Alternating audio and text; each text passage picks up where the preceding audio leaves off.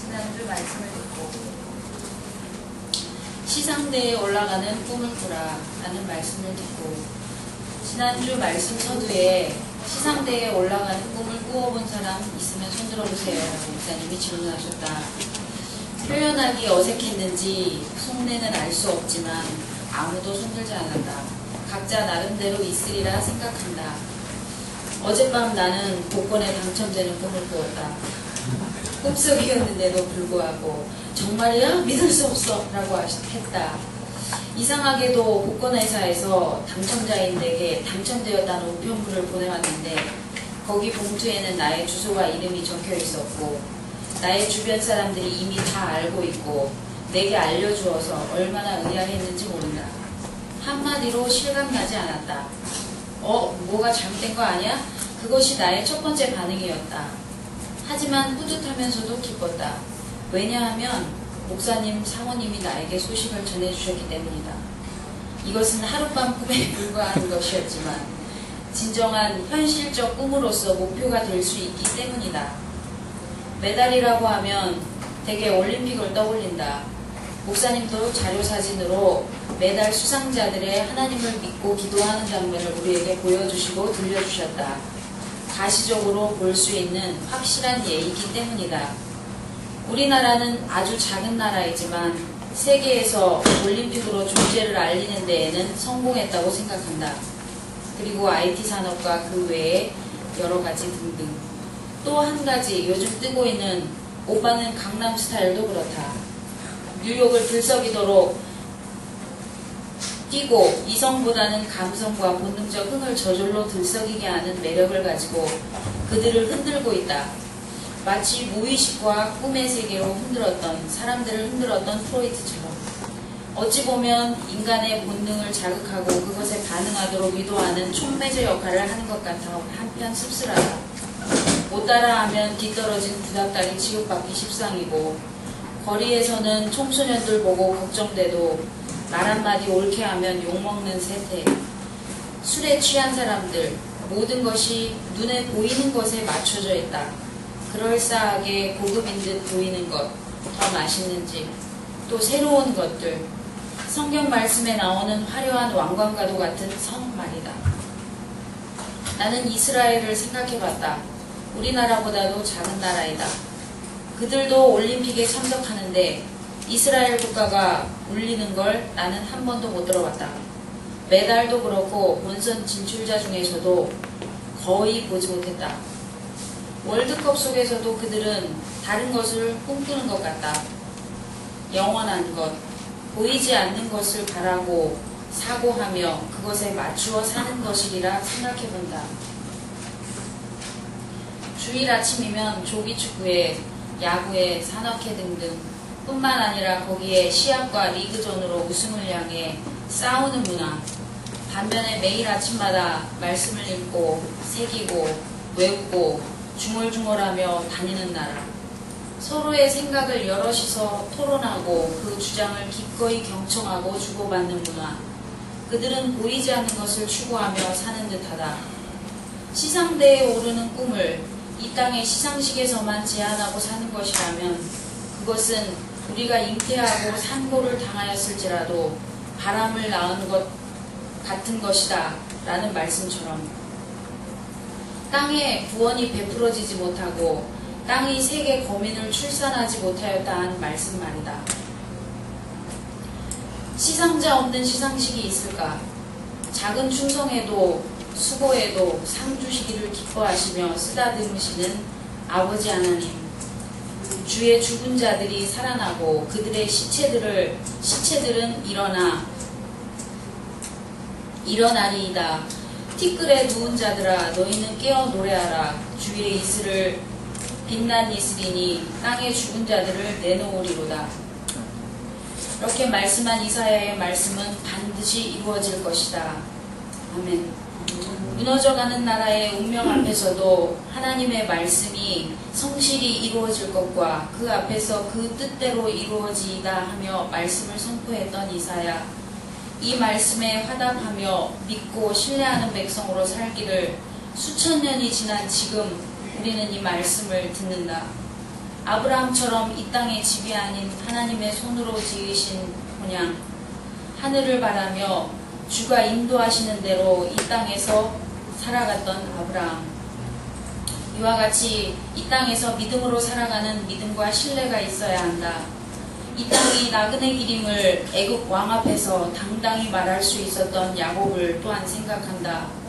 나그네 길에서의 삶의 흔적, 고난의 흔적이 결코 지푸라기로 만든 움집 같은 것이 아니라 견고한 요새요, 환난당한 자의, 가난한 자의 요새요, 폭풍 중에 피난처리고 폭양 중에 그늘인 것을 하나님과의 동행의 삶으로 체험하고 찬양하는 이들에게, 기다리고 앙모하는 이들에게 기쁨의 눈물을 닦아낼 날이 올 것이다. 나의 교만을 하나씩 하루하루 뺨으로써 겸손의 자리를 늘리고 하나님의 은혜와 능력이 채워지길 하루에 7번씩 기도하는 실천으로 채워보고자 한다. 교회 안에 있다 하며 하나님을 믿는다 하면서도 세상 가치에 취하지 않도록, 미혹되지 않도록, 하나님 일이라 하면서 내 자신을 위한 영광과 헌신과 수고를 아끼지 않는 자가 되지 않도록 해야 한다. 예수 그리스도처럼 하나님의 뜻대로 그 뜻을 이루어가도록 기도하는 하루하루로 나의 생을 채울 것이다. 매일매일의 은혜의 상을 받으며 구원의 날을 기다리고 채워갈 것이다. 아멘.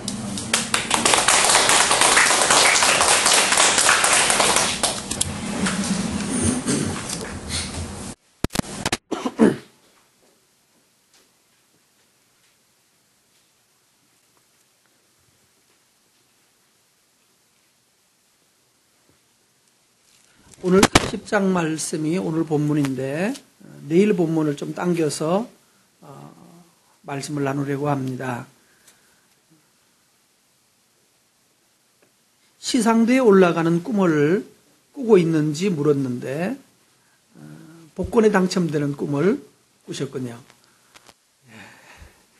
복권은 시상대가 있는지 없는지 모르겠네요. 복권도 시상대가 있나요? 여러분 복권 당첨되시거든 사모님 은혜인 줄 알고 조금 전에 말했죠. 예, 이미 계시가 있었으니까. 오늘 성경 말씀 15절 말씀에 보면 하나님 이스라엘의 거룩하신이라고 그럽니다. 자신을 이스라엘의 거룩하신이가 말씀하신다. 거룩하신 분이 말씀하기 때문에 무슨 말씀을 할까요? 거룩한 말씀을 하실 겁니다. 뭐라고 말씀하십니까? 보십시다. 15절 너희가 뭐해야? 돌이키라는 말, 되돌아선다는 말입니다. 되돌아서서 돌이켜서 그 다음에 조용히 있어야 구원을 얻을 것이요. 이 돌이킨다는 말 turn around입니다. 이렇게 뒤로 돌아보는 게 아니라 이렇게 완전히 몸을 털어가지고 이렇게 완전히 몸을 이렇게 되돌려서 돌이켜서 그 다음에 뭐 해야? 조용히 있어야 라고 말합니다. 기다린다라고 말하는 것, 여러분 우리가 다시 출발하려고 하면 우리는 뭐부터 합니까? 출발하려고 할 때 제일 중요한 것이 뭘까요? 돌이킴입니다. 이 길로 계속 가던 사람이 돌이킨다라고 말하면 완전히 방향을 틀어야 됩니다. 한번 생각해 보는 정도가 아니고 완전히 방향을 돌려서 그 다음에 조용히 있어라 라고 말을 합니다. 우리는 세상은 다 기록 경기이죠. 지난번 박태환 선수가 한번 몇 강전인지 모르겠습니다만 언제쯤이었는지 머리를 흔들었다든가 그렇게 해가지고 부정 출발 시비에 걸려서 취소되려고 한 적이 있었죠. 자, 땅 소리가 난 다음에 출발해야 되는데 가라고 신호가 떨어지고 난 다음에 출발해야 되는데 준비 그리고 하나, 둘, 셋, 빵 하거든요. 준비, 그리고 하나, 둘, 셋, 빵 하면 벌써 머릿속에서 시간을 계산하기 때문에 지금 소리가 날 거라는 것을 이미 감지하고 있어요. 그러니까 소리 날 줄로 믿고 뛰었는데 문제는 소리가 조금 더 늦게 나면 어떻게 되나요? 실격이 되는 거죠. 하나님께서 예, 돌아섰니? 준비됐니? 예, 됐습니다. 이제 출발해라. 땅 소리가 나면 그때 달려야 되는데 우리는 다른 사람이 그렇게 달렸다가는 내가 늦어질 것 같죠. 그렇죠? 내가 틀릴 것 같아요. 그래서 달려봤자 꼴찌할 것 같아서 그걸 못 기다리고 먼저 달려나갑니다. 먼저 뛰고 싶습니다. 그래서 먼저 가다가 총 맞고 먼저 가다가 실격하고 먼저 가다가 자리를 이탈합니다. 하나님, 거룩하신 하나님은 뭐라고 말하는가 하면 돌아서서 가만 어떻게 있어라? 조용히 있어라.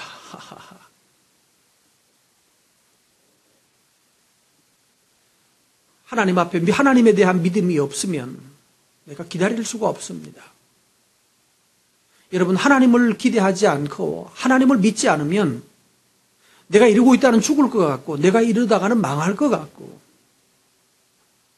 나만 이러고 있다가는 나만 끝장날 것 같은 두려움 때문에 뭘 하나요? 속도 경쟁을 합니다. 더 빨리 달려라. 더 먼저 해라. 더 많이 해라. 더 열심히 해라. 더라고 말하면서 남들보다 더 빨리 해야 된다는 것을 믿고 더 많이 달립니다. 달리는데 결국은 달리고 나면 어떻게 되는가요? 그 달린 것 때문에 자 2절 16절 보십시다. 어떻게 달린다고 그럽니까? 우리가 말을 타고 도망하리라. 왜 말 타고 가려고 그럴까요? 그래야 빨리 가니까. 더 빨리 가기 위해서 더 빨리 달리려면 말을 타고 달린다. 더 빨리. 근데 열심히 더 빨리 도망을 가는데, 더 빨리 가는데, 그런데 뭡니까? 누가 따라옵니까? 16절 보세요. 우리가 빠른 짐승을 타리라 하였으므로, 그 다음에 너희를 쫓는 자들이 더 빨리 달리는 거예요. 빨리 도망가자라고 하니까 우리를 공격하는 사람들도 더 빨리 따라온다는 거예요. 17절, 한 사람이 꾸짖은즉 1000사람이 도망을 간다. 5이 꾸짖으면 그쪽에서 5이 고함치면 다 죽는 거예요. 이게 뭐죠? 하나님은 더 빨리, 더 많이, 더 열심히, 더라고 하는 우리에게 거룩하신 하나님은 그러지 말고 그쪽으로 달리려고 그러지 말고 돌아서 그쪽으로 달리려고 그러고 세상으로 뛰어가가지고 세상보다 빠르려고 말하면 너보다 더 빠른 사람이 따라올 것이고 너를 노릴 것이고 결국은 마지막에 뭐라고 합니까? 17절에 보면 남은 자가 겨우 몇 사람 남을 거다. 겨우 몇 사람 남을 거다. 물고기 어항에 어느 날 새끼가 엄마가 새끼 낳는 거 낳을 때가 됐는데 이거 언제 낳지? 어디서 낳지? 근데 어디다 보면은 새끼들이 몇 마리가 떠다닙니다. 그 다음날 보면 있을까 없을까요? 그 다음날 보면 하나도 없어요. 또 어디 갔을까? 다 숨었는지 어디 갔는지 없어요. 아, 뱃속에 들어갔을 거예요. 엄마, 다른 사람들의 뱃속에. 근데 물고기 금방 태어난 새끼도 여러분 보신 적 있는 분인지 모르겠습니다만 보시면 금방 태어난 새끼도 다른 녀석들 오면 쫙 뛰어갑니다. 이렇게. 아주 빨라요. 어떻게 저렇게 빠를까? 탕 뛰어가요. 마치 스프링처럼 탁 이렇게 뛰어가요. 갓 태어난 새끼도 그렇게 달릴 수 있으면 큰 애들은요 더 빨리 달릴까요? 아니면 새끼가 너무 빨리 달리니까 못 잡아먹을까요? 네? 큰 애들도 보면 더 빨리 가서 그 녀석을 결국은 먹어버립니다. 자, 우리가 이렇게 생각하시면 좋겠습니다. 우리는 하나님께서는 우리는 세상을 바라보면서 이 세상에 내가 먼저 가서 먼저 죽을 거고 내가 먼저 가서 뭐 할 거고 내가 먼저 가서 어떻게 할 거라고. 여러분 태풍 불면 좋은 점이 뭔지 아시는 분? 태풍 불면 어릴 때 좋은 일이 있었습니다. 아침에 일찍 일어나죠. 감 오시는 분. 내가 뭔가 지금 힌트를 드렸는데 감이 오시는 분? 예? 예, 감 떨어지거든요. 그러니까 남들 옷 깨기 전에 먼저 일찍 나가가지고 감 주워가지고 그 다음에 그냥은 똘보여 또 못 먹죠. 그 다음에 거기다가 뭐 소금을 뿌리든가 뭘 소금을 뿌리든지 무슨 통에다부터 해가지고 삭혀가지고 또 맛있게 먹습니다. 남들보다 더 빨리 가겠다는 거예요. 더 빨리 가야 있는데 오늘 가보면 없어 벌써. 누군 거예요? 벌써 옆집에 누구가 다 주워간 거예요. 근데 하나님 뭐라고 그런다고요? 네가 더 빨리 가서 더 주워라. 일찍 일어나는 새가 모이를 더 먹는다고. 더 먹어서 어떻게 됐는데요? 더 먹은 새는 어떻게 됐죠? 일찍 일어나는 새가 모이를 더 먼저 먹는데 더 먼저 먹어서 어떻게 됐냐? 독수리한테 잡아먹혔어요. 몸집이 커가지고.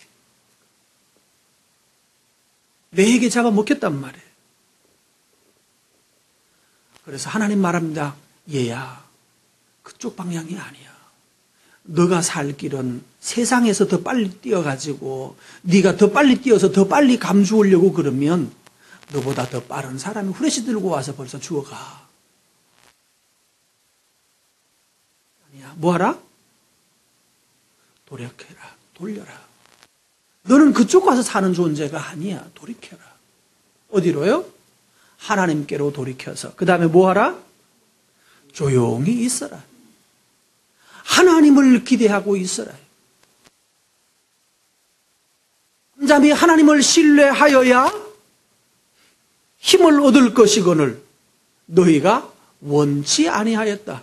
여기요. 이게 무서운 거예요. 하나님을 신뢰해야 네가 힘을 얻을 텐데 너는 지금 그걸 원하지 않아요. 하나님이 주시는 힘은 원하지 않고 하나님이 주시는 은혜는 원하지 않아요. 내가 남들보다 더 빨리 뛰어서 더 많이 나가서 더 많이 일해서 그래서 더 많은 것을 내가 거두겠다고. 그래서 내 노력으로 살고 내 힘으로 삽니다. 그러다가 보니까 어느 날 좀 좋았나 싶었는데 어느 날 건강이 무너져 버려요. 어느 날 관계가 다 깨져 있어요. 나는 내 부모처럼 난 자식한테 자식이 원하는 것도 못 해주는 부모는 되지 않을 거야. 열정적으로 노력을 하고 애를 썼는데 나중에 물려주려고 자식을 보니까 자식은 삐뚤어져 있어요. 자식에게 돈을 더 많이 주는 것이 최고의 목적이라고 생각하고 이쪽에 열정을 쏟다가 보니까 자식은 그동안에 이미 돌아올 수 없을 만큼 너무 많이 삐뚤어져 있어요. 그래서 돌아줄 자식이 없어지는 거예요. 사랑하는 성도 여러분, 이런 오류에 빠져들지 않기를 바랍니다. 하나님 말씀하셨습니다. 뭐라고요? 외우셔야 됩니다. 돌아서라. 그 방향 아니다. 그 다음에 돌아서서 뭐해라? 예, 조용히 있어라. 잠잠히 신뢰해라. 하나님을 믿어라. 여러분, 그래서 요즘 힐링이라고 말할 때 뭐가 힐링입니까? 슬로우가 힐링이죠. 더 빨리 더가 아니라 천천히. 그거 뭐가 더 맛있어요? 5분 만에 끓여내는 라면이 더 맛있습니까? 아니면 보리밥 들고 가가지고 앞에 마당에 가서 뜰에 가서 고추 5개 따고 된장통에서 된장 꺼내가지고 그거 찍어 보여가 더 맛있습니까? 갑자기 이렇게 침이 각 돌지. 고추를 좋아하지도 않으면서 이렇게 침이 돌아서 갑자기. 뭐가 더 맛있는 거죠? 여러분, 뭐가 더 맛있을까요? 다시 말하면 무엇이 우리를 풍요롭게 할까요? 무엇이 우리를 아름답게 만들 수 있을까요? 우리는 더 맛있는 것, 더 단 것, 그것이 우리를 결국 병들게 했다는 것을 알고 있죠. 그래서 뭐 해야 됩니까? 그저 풋고추 뜯고 지나가다가 쓴박이 올라오는 거 쓴박이 좀 뚝 뜯어가지고 가고 그래서 물에 헹궈가지고 그 쓴박이 찍어서 먹고 고추 꺼내서 고추장 찍어 먹고 이렇게 살아가는 것이 정말로 과연 어리석고 무리한지 바보 같은 짓인가? 아니에요. 그런 사람들이 더 건강하지 않던가 말이에요. 18절 말씀 보십니다. 하나님이 뭐 하신다고요? 하나님은 뭐 하신다? 하나님은 기다리십니다. 누구를 기다릴까요? 더 빨리, 더 멀리, 더 많이 그러는 이 사람에게 아니야. 내한테로 와. 내가 너를 뭐 하고 있다? 기다리고 있다. 왜 기다립니까? 왜 기다리신다고요? 너희에게 은혜를 베풀려 하시며 하나님은 은혜 베풀기를 원하십니다. 하나님께로 돌아서서 세상에서 더 빨리 더 많이 여러분 돈 더 많이 벌려고 하면 뭘 더 많이 해야 됩니까? 나를 더 많이 갖다 바쳐야 됩니다. 그렇죠? 그냥 벌어가지고 살 수 없다고 투자금, 세자금 뭐 이렇게 더 많이 하라고 그러는데 더 많이 하려고 하니까 결국 누가 죽어나는가 하면 내가 죽어나는 거예요. 하나님께서 말씀합니다. 아니다. 돌아서라. 그 방향이 아니다. 돌아서라. 내가 너에게 은혜 베풀려고 하는데 너는 왜 자꾸 그쪽으로만 가느냐? 내게로 오라. 하나님의 은혜 베푸시고자 함이고 두 번째는요. 하나님이 일어나신대요. 일어나셔서 뭐 합니까? 너희를 긍휼히 여기시려고 한다는 거예요. 하나님이 일어나셔서 일하시는 하나님이에요. 일어나셔서 너희를 긍휼히 여기겠다고. 이 불쌍한 것들 왜 이렇게 바보같이 사느냐고. 왜 이렇게 힘들게 사냐고. 그 길만이 답이 아니라고. 그것만이 답이 아닌데. 달콤함의 너머에 얼마나 무서운 독이 들어있는데 그걸 모르냐고. 하나님께서는 일어나서 긍휼을 베풀기 원하고 은혜 베풀기를 원해서 우리의 삶을 고쳐놓으시려고 하십니다. 근데 문제가 있어요. 뒷말이 여기까지는 딱 좋았는데 뒤에 붙어있는 단어 하나가 우리를 조금 당황스럽게 합니다. 하나님은 어떤 하나님? 예, 대저 하나님은 정의의 하나님이시라. 그를 기다리는 자마다 복이 있다. 복이 있다는 말은 좋은데 정의의 하나님이 뭘까? 여기 우리를 한편 키가 여기 들어 있습니다. 하나님이 우리를 기다리시고 하나님이 우리를 은혜 주시려고 하고 긍휼히 베푸시려고 하나님이 기다리고 계십니다. 왜 기다리고 계실까요? 쫓아와서 그냥 은혜 확 줘버리면 되잖아요. 이쪽으로 가려고 하는데 돈이 정말 필요해서 돈 세상으로 막 가려고 그러는데 어느 날 국민은행에서 오나요? 주택은행에서 오나요? 전화가 왔어요. 뭐라고? 이대환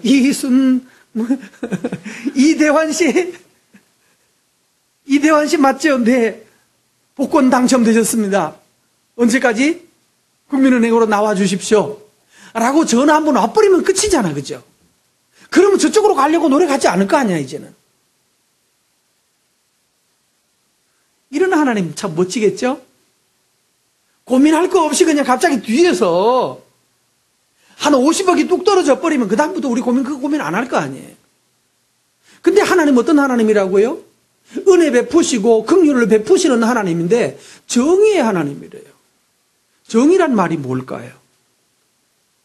이 정의라고 하는 것은 공부하지 않은 아이에게 하나님께서 은혜로 갑자기 이 시험지만 딱 보면 갑자기 이렇게 1, 2, 3, 4, 5번이 있는데 4번에 가서 4번이 이렇게 굵은 글자로 보이고 2번은 2번이 굵은 글자로 보이고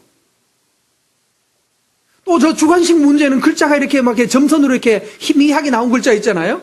그거 따라서 그냥 그대로 적어 놓으면 그대로 만점이 되고 뭐 이래서 수학 20점 맞던 애가 95점 맞고 이러면 할렐루야 아닙니까? 그죠?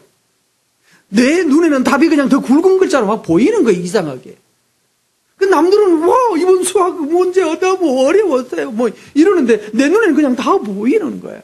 이게 은혜 아닐까요? 이러면 이 아들 김지영이는 어떻게 할까요? 시험 때만 되면 뭐 할까요?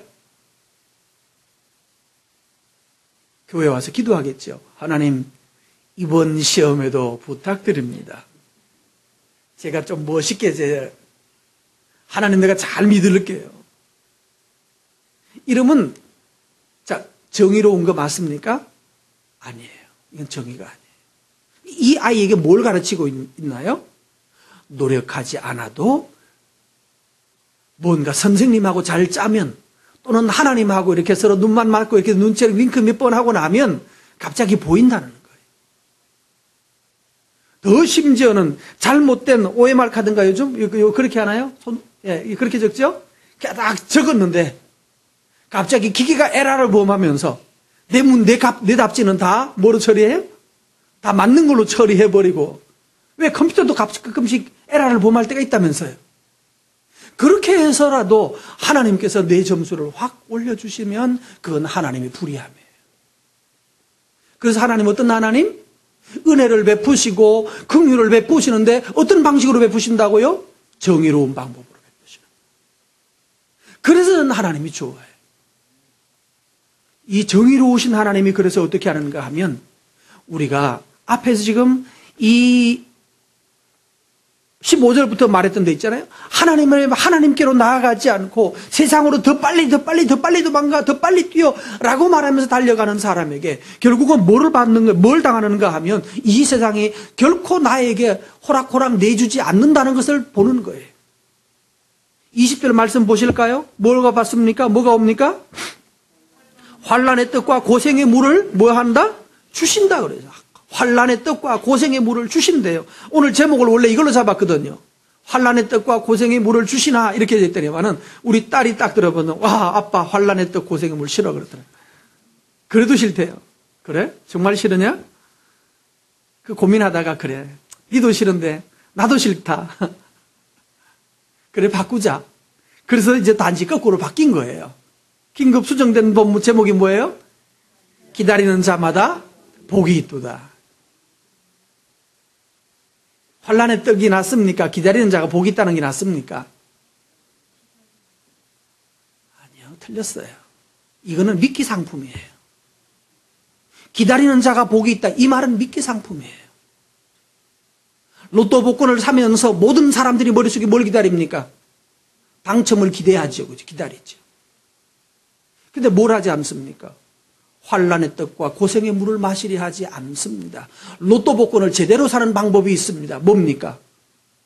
사고 싶을 때마다 그때마다 그 돈 모아가지고 그 돈 그거 가지고 뭔가 환난의 떡과 고생의 물을 환난과 고생을 받기로 하시면 되지.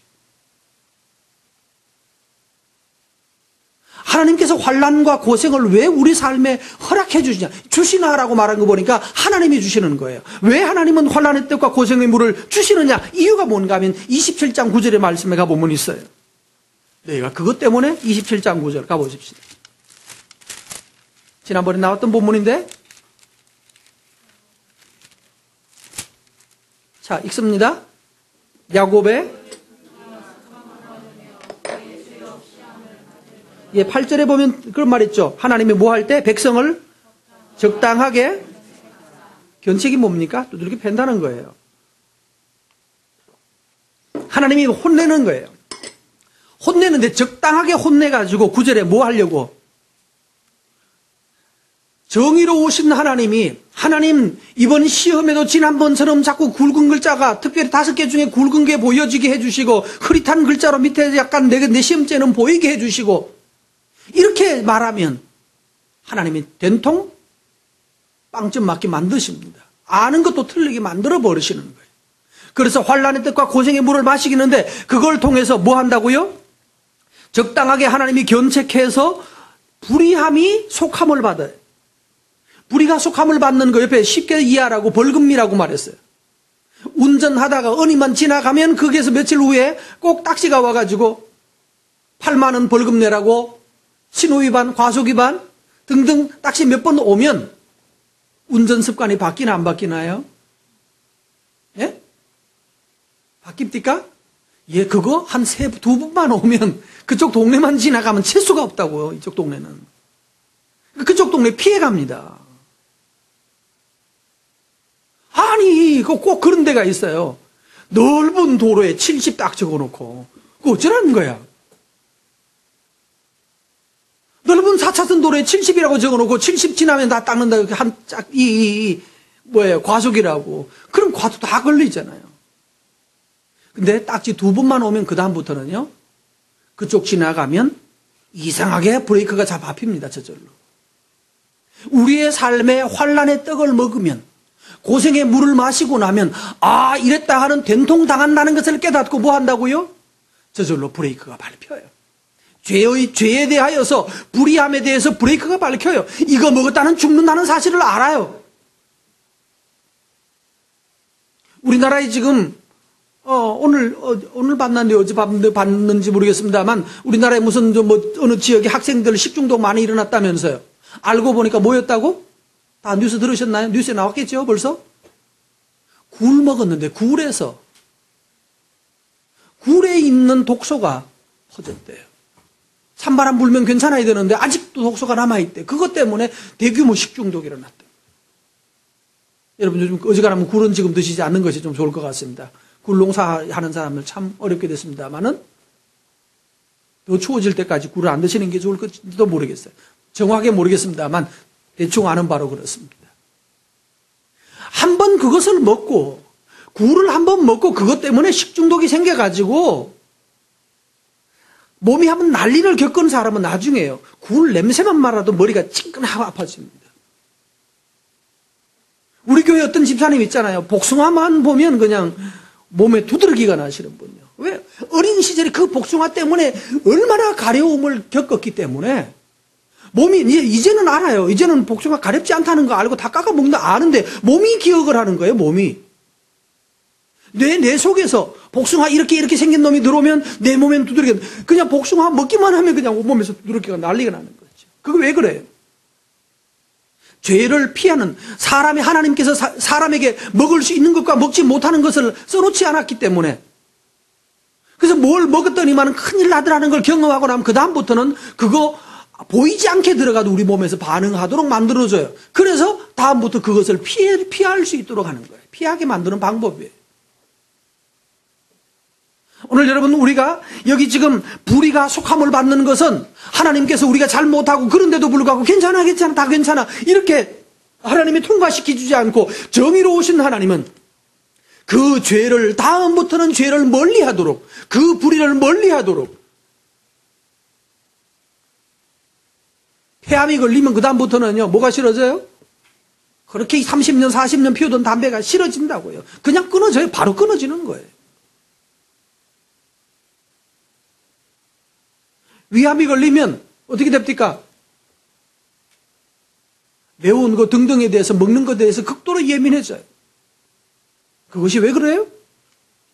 바로 불의가 속함을 받는 방법입니다. 여러분 하나님께서 우리에게 환난의 떡을 먹이고 고생의 물을 마시울 때 깨달아야 합니다. 내가 좀 더 열심히 해서 빨리 이걸 벗어나자가 아니라 내 방향이 잘못됐구나. 내 방식이 잘못됐구나 깨닫고 그것을 버려야 됩니다. 그 여러분 다시 말합니다. 첫째를 가지고 다시 말합니다. 더 빨리 하자, 더 열심히 하자 보다도 천천히 하자. 먼저 하나님께 돌이켜서 하나님께 보고하자. 하나님이 요이 땅 하거든 그래 뛰자. 하나님이 가자. 나와 함께 가자라고 말하거든 가자는 말이에요. 포도원으로 가고 나와 함께 놀러도 가고 하나님과 함께. 근데 우리는 하나님이 하자고 말하기 전에 하나님 좀 가만히 계시 나 바빠 죽겠는데 자꾸 옆에 귀찮게 하지 말라고. 그 자식이 부모로서 자식들이 제일 서운할 때가 언제인지 압니까? 우리 자식 3명 다 있으니까 누군지 잘 듣고 모두가 회개하십시오. 아빠 나가. 이거 정말 상처됩니다. 아빠 나가. 들어오지 마.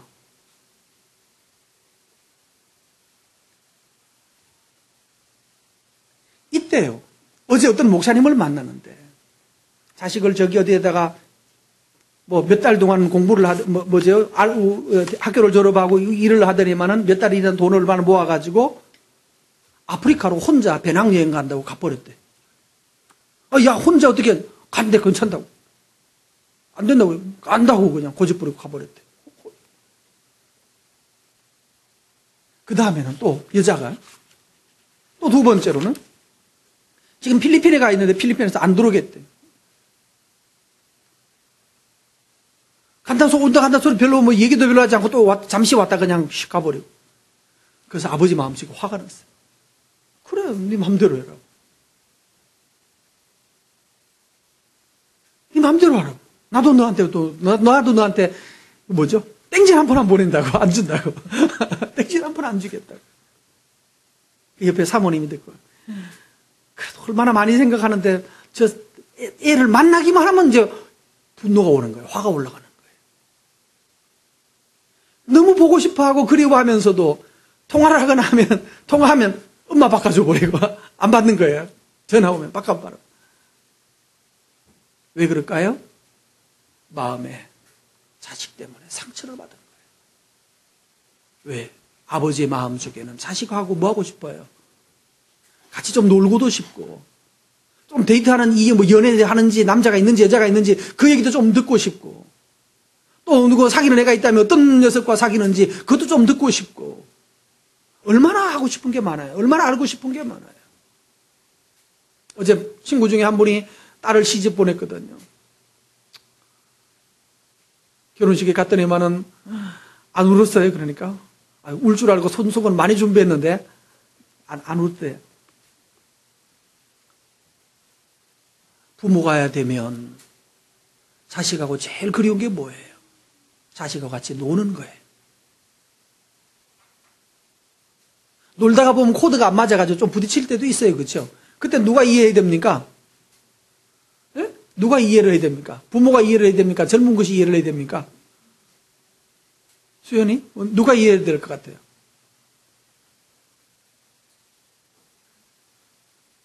똑똑한 자식이 이해를 해야 되겠죠. 그죠? 늙은 부모야 뭘. 그치? 똑똑한 자식이 이해를 해야 되겠죠. 아, 우리 엄마는 엄마니까 늙어서 그래. 나이 들어서 그래. 세대 차이 나서 그래. 그럼 니들이 이해해야지. 부모 입장에서 이해가 안 되는 게 많거든. 근데 부모는 이해가 안 돼도 어쩔 수 없이 자식한테 끌려갑니다.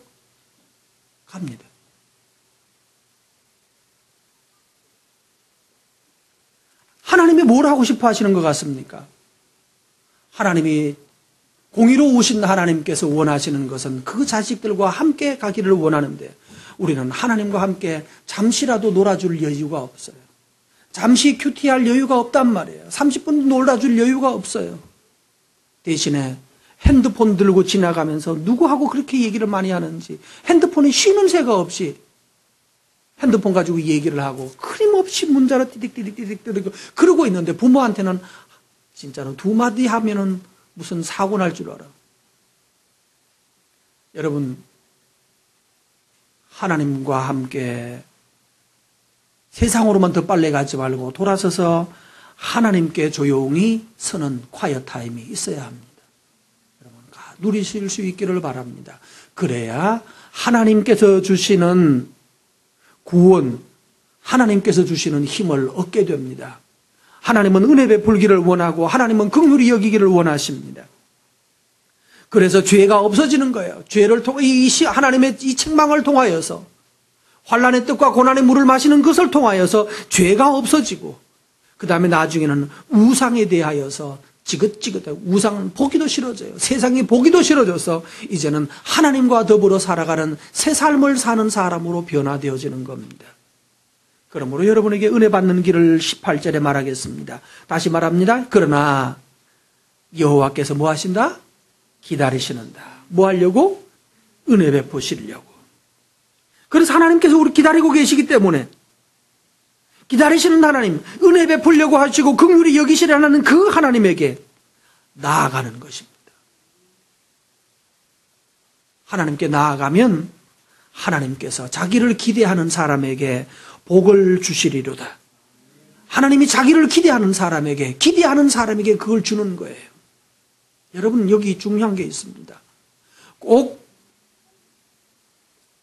모든 걸 다 잘하는 건 자식만 이쁜 거 아닙니다. 부모를 기대하고 부모에게 은혜를 바라고 또 우리 집 얘기 또 하나 할게요. 얼마 전에 또 어떤 일이 있어가지고 아빠 10,000원만 그래서 싫어. 그때는 다 가더라고요. 여러분 어떻게 생각하십니까? 자, 엄마한테 10,000원만 그랬는데 싫어. 이렇게 엄마가 싫어해요. 없다도 아니고 싫어 이렇게 말하면 어떻게 해야 됩니까? 알았어요 하고 가야 되나요? 아니면 받아내야 되나요? 여러분의 성격하고도 상관이 있을 것이고 관계와 성격 두 가지가 영향을 미칠 겁니다. 싫어 그러면 그냥 가요? 아니면 받아내야 됩니까? 자, 나는 받아낸다. 손 들어보십시오. 오이, 멋있다. 받아낸다. 다시 손 들어보세요. 확실하게. 1, 2, 3, 4명. 예, 5명. 싫어 그러면 네 하고 돌아간다. 포기한다. 1, 2, 그게 뭔지 아세요? 3. 손 드신 사람 뭔지 아세요? 자존심을 부리는 거예요. 자존심 부리는 거예요. 잘못한 거예요. 그것 때문에 내가 아이한테 나중에 화가 속이 많이 상하더라고요. 저 새끼는 뭐냐. 여기 와서 그 돈 얻으러 오는 사람도 언제까지 합니까? 예? 버티면 줘요. 버티면 주는 거예요. 좋아서도 주지만 더러워서도 줘요. 그런데 그러니까 싫어 그랬지만 그냥 갑자기 애가 없어져. 또 걱정이니까 또 쫓아갔다 갔더니만 저 뒤에 숨어가지고 핸드폰 가지고 말고. 화가 많이 났다. 그날 화가 나니까 매운 떡볶이가 땡기대요. 그래서 여기 와서 여보 가서 떡볶이 사오라고요. 떡볶이 사왔는데 이게 맹탕해. 고추장 가져서 고추장 부어서 먹었습니다.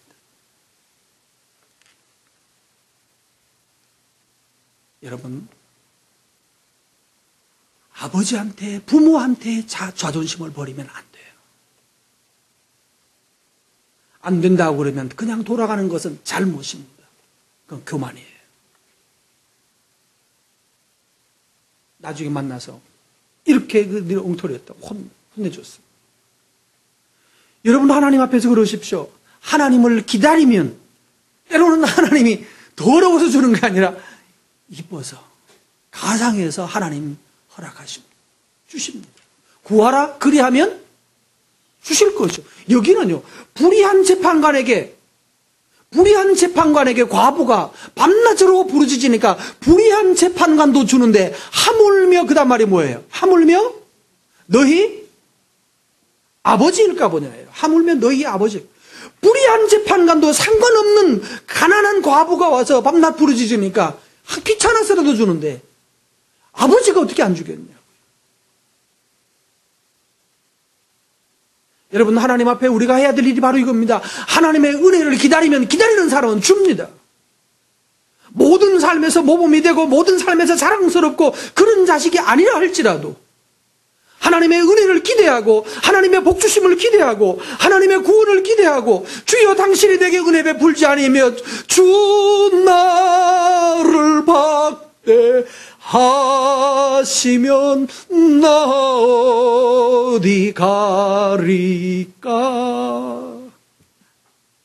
주 나를 박대하시면 나 어디 가리까. 내가 세상에서 실패하고 무너지고 깨지고 터져서 이 꼴 되어서 왔는데 주 나를 주님마저도 나를 박대하신다면 내가 어디 가겠습니까? 천부여 의지가 없어서 하늘 아버지여 내가 세상에서는 더 이상 의지했다가 다 실패하고 다 틀려먹었고 다 잃고 당자가 되고 거지가 됐는데 천부여 의지 없어서 손들고 옵니다. 하나님께 손들고 가면 하나님께 나아가면 아버지는 뭐 하던가요? 탕자네 아버지는 문 밖에 서서 나와서 뭐 하시더라? 18절 그러나 여호와께서 뭐 하시나니? 기다리시나니 이는 너희에게 뭐 하려고?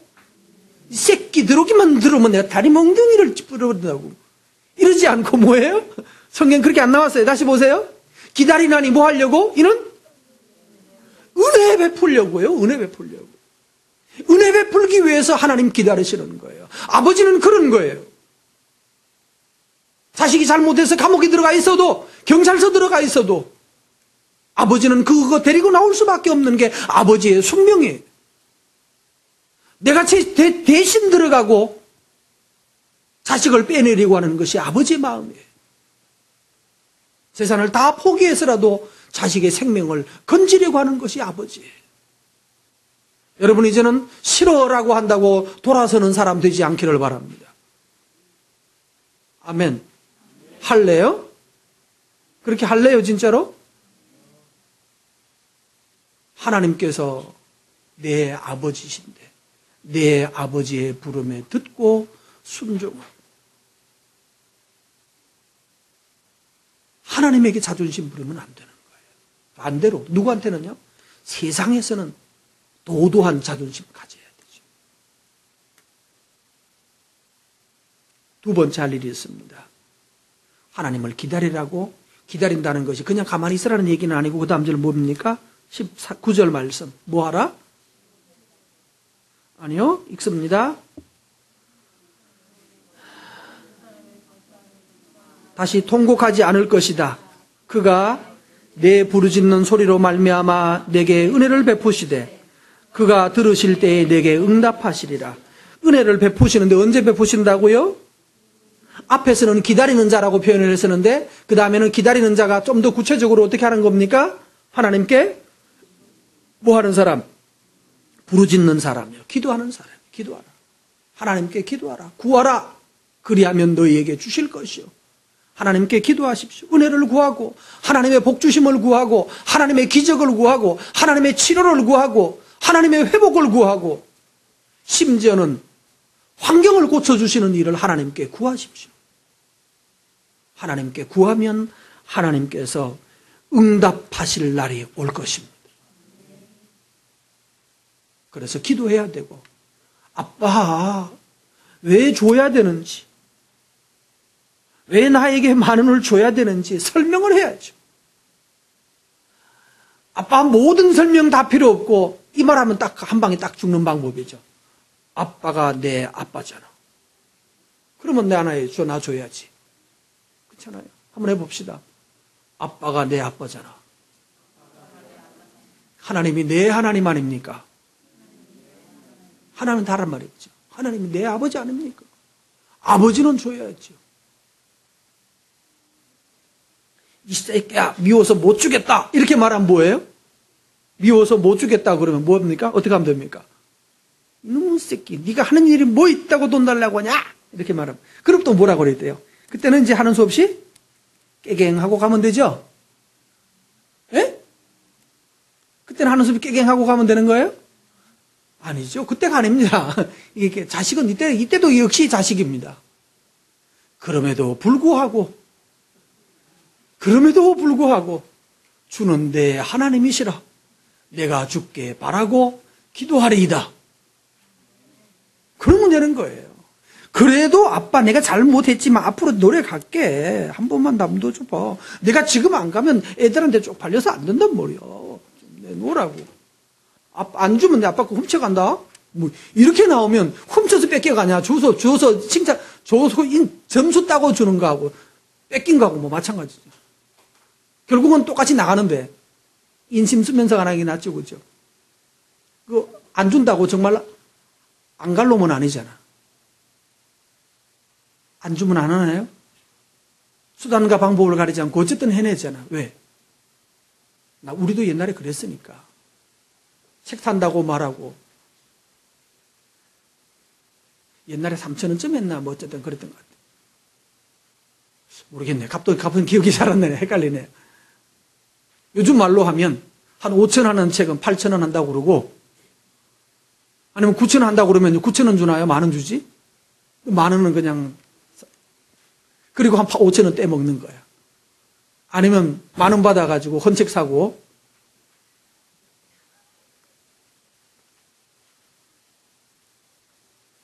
자, 성도 여러분 하나님 앞에 구하십시오. 하나님이 우리가 비록 못났을지라도 그럼에도 불구하고 하나님은 내 하나님이시기 때문에 우리를 혼내서라도 고치려고 하는 분이지 내다 버리려고 하는 하나님이 아니시기 때문입니다. 20절 말씀 읽습니다. 주께서 너희에게 환난의 떡과 고생의 물을 주시나 그러나 뭐는 숨기지 않는다? 스승은 숨기지 않겠다. 하나님 뭐 하시겠다는 겁니까? 가르치겠다는 거죠. 이 환난의 떡과 고생의 물 이걸 통하여 우리가 죄를 멀리하고 하나님께 순종하는 사람으로 만들고 그렇게 하려고 하나님 우리의 먹고 사는 문제를 고달프게 하시기도 합니다. 그러나 먹고 사는 문제가 고달플 때 꼭 해야 될 일이 있습니다. 뭡니까? 스승을 찾아야 돼요. 내 삶을 인도하실 분을 찾아내야 돼요. 내 어려울 때 그제서 계속해서 세상 보고 어디 가서 도와달라고 구걸하지 말고 하나님께서 하나님이여 은혜 베푸시옵소서, 하나님이여 구원해 주십시오 라고 구할 때 하나님께서 예수님 보내주시고 성령님 보내주셔서 우리가 어떻게 할 바를, 어떻게 나아갈 바를, 어떻게 하면 되는지를 하나님이 알려주십니다. 그래서 하나님께서 말씀하십니다. 스승을 너희가 볼 것이다. 네가 스승을 보게 될 것이고, 그리고 그 스승에게 들어라. 그 다음에 그 스승에게 들으면 그 스승이 너를 인도하여 줄 것이다. 여러분, 그래서 하나님께 여러분 꼭 환난의 뜻과 고생의 물을 마실 때 하나님께 원망하려고 그러지 말고, 아, 내가 지금 하나님으로부터 당하고 있구나 깨달으면 그 다음부터 뭐 하라고요? 들어야 되죠. 스승을 찾아야 돼요. 예수님을 찾고 말씀을 찾고 말씀을 통해서 말씀을 보고 그 다음에 말씀을 듣고 그 말씀을 통해서 하나님의 인도를 받고 그렇게 나아가게 되면 결국 22절 마지막 절 하나 읽습니다. 너희가 너희 조각한 우상에 덮인 은, 그러니까 이 무슨 말인가요? 조각한 우상에 덮인 은, 복잡한 말이지만 옛날에는 나무를 가지고 조각을 하고 그 다음에 금이나 은을 이렇게 펴가지고 망치로 쳐서 펴가지고 여기다 붙여가지고 망치 탁탁탁탁 치면 이게 여기다 딱 붙죠. 이렇게 하는 방법이 있고, 또 그 돌이나 이런 데는 아예다 불에다가 도자기 굽듯이 불에다 넣으면, 입혀서 불에다 넣으면 이 금이 사라락 녹으면서 여기다 붙어가지고 우리가 알고 있는 뭐 금, 청동 뭐 이런 얘기 있죠. 청동, 불상 이런 것은 전부 다가 금이 아니고 껍질만 동으로 만들어가지고 껍질에다가 그걸 살짝 붙여서 불에다 넣으면 이 금이 싹 녹으면서 이렇게 코팅이 되는 거예요. 그래서 전체가 금덩어리처럼 보이는, 바로 그렇게 너희가 조각한 우상에게 입혀놓았던 금 또는 뭐 금과 은이죠. 금과 은을 뭐라고 여긴다? 자, 우상을 버리려고 하는데, 우상을 탁 집어 던지려고 하는데 탁 보니까 이게 뭐예요? 금이에요. 자, 금은 붙여놓은 금은 떼가지고 금은 팔아먹는다? 아니면 같이 버린다? 금이 돈 좀 해요. 그래도 같이 버린다? 아니면 팔아먹는다? 세 가지 방법. 중고로 팔아먹는다? 아니면 금만 떼가지고 금만 해가지고 보관해놓고 금은 따로 팔고 이것만 버린다? 아니면 다 같이 버린다? 뭐가 맞습니까? 죄를 버릴 때는 죄에 붙어있는 가치는 소멸시켜야 돼요. 없애버려야 돼요. 이것만 따로 모으면 얼만데 그거 포기하란 말이에요. 그걸 과감하게 버릴 수 있어야 돼요. 죄를 버리고 우상을 버릴 때는 경제적인 손해 얼마 봄에도 불구하고 그 보는 거 손해 보기로 하고 버려야 돼요. 그렇게 버리면 하나님이 새로운 길을 주셔요. 근데 그것도 아깝다고 또 그것도 이렇게 어떻게 보이려고 그러면 그거 처음에 요것만 금만 벗긴 것처럼 보이죠. 그 다음에 그 밖에 버렸던 그 다음날 다시 주워가지고 옵니다. 그런데 이 사람들이 이제 뭐예요? 금과 은, 돈에 대하여서 뭐로 여긴다? 22절 읽습니다. 금과 은을 뭐하여? 더럽게 하여 불결한 물건, 이게 불결한 물건은 뭔가 하면 요즘 말로 생리대입니다. 쓰고 난 생리대 있죠? 생리대를 버리는 같이, 던져버림과 같이 뭐한다? 던진다. 좀 민망한 얘기지만 쓰고 난 생리대를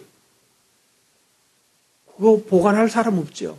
거기 미련 둘 사람 없잖아요. 그것처럼